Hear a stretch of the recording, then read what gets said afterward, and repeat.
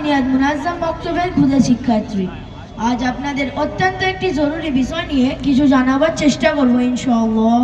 আশা করি আল্লাহ তাআলা আমাদের সকলকে উপকৃত করবেন। আজকের দিনে স্ট্রোক একটি বড় রোগ অথবা সমস্যার নাম, আর এটা হঠাৎই ঘটে থাকে।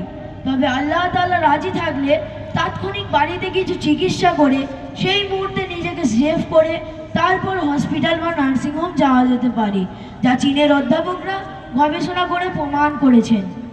ধরে নেন এক ব্যক্তি হঠাৎ স্ট্রোক করে গেল, তার মুখ বেঁকে যেতে লাগলো।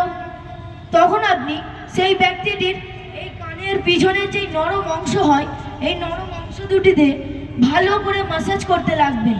দেখবেন সেখানটা লাল হয়ে যাচ্ছে। তারপর বাড়িতে যে ছুঁচ আছে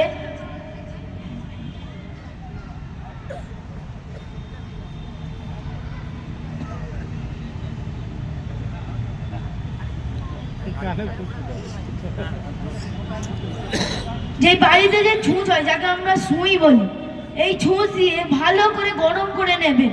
গরম করে নেওয়ার পর এই ছুঁচটি দিয়ে এই কানের নরম অংশতে যেখানে আমরা ম্যাসাজ করেছিলাম লাল হয়ে গেছিল, সেখানে ভালো করে কয়েকটি ছিদ্র করে নেবেন।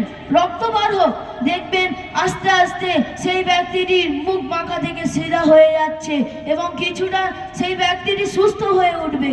তারপর এই ব্যক্তিটির যেই উভয় হাত আছে, এই উভয় হাতের 10টি আঙুলের আগাগুলোকে শক্ত করে ধরে রাখবেন এবং ভালো করে টান করে ধরে সেই গরম ছুঁচটিকে ভালো করে আরেকবার গরম করে নেবেন। তারপর এই গরম ছুঁচটি আবার কিছু কিছু ছিদ্র করে নেবেন এই আঙুলের আগাগুলোকে, এবং সেখান থেকে দেখবেন কিছু রক্ত বের হচ্ছে।